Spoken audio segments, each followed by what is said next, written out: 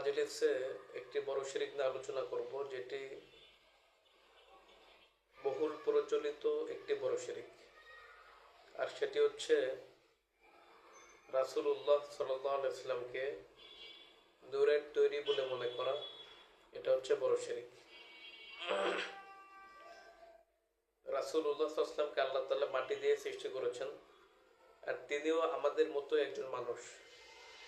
এর অসংখ্য অগণিত কোরআন হাদিসের প্রমাণ আছে।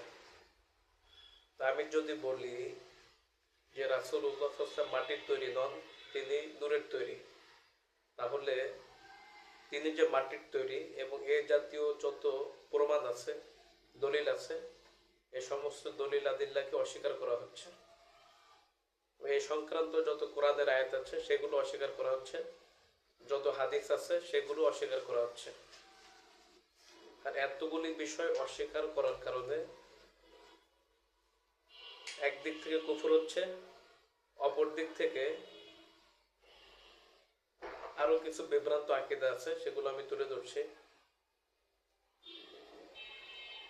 এমনকি অনেক ভাই বলে থাকে যে নবীকে সৃষ্টি করা না করলে আল্লাহ তাআলা কিছুই সৃষ্টি করতেন না। এই বিষয়ে যে হাদিসটা আছে সে হাদিসটা জাল এবং বানোয়াট। এক্ষেত্রে সমস্ত মুহাদ্দিসিন, মুফাসসিরিন সকলে একমত। এবং তারা আবার বলে থাকে যে নবীকে আল্লাহ তাআলা তার নিজের নূর দ্বারা সৃষ্টি করেছেন।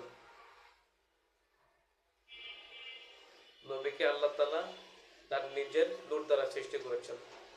তো এই আকীদা পোষণ করা এটা হলো শিরক। অর্থাৎ আল্লাহ পাক স্রষ্টার সাথে সৃষ্টিকে মিলানো হচ্ছে, অংশীদারিত্ব করা হচ্ছে নূরের মাধ্যমে। এবং তারা এটাও বলে থাকে যে আল্লাহ পাকের নূর দ্বারা নবীজি সৃষ্টি হয়েছেন, আর নবীর নূর দ্বারা গোটা সৃষ্টি জগৎ সৃষ্টি হয়েছে। এটা তখন শিরকে আকীদা হয়ে যাবে।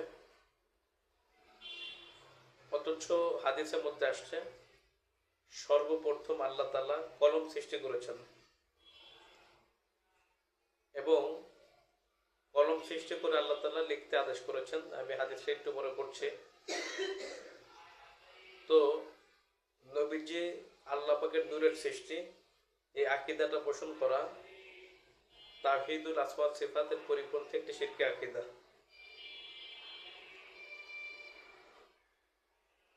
তো আল্লাহ তাআলা প্রথম কি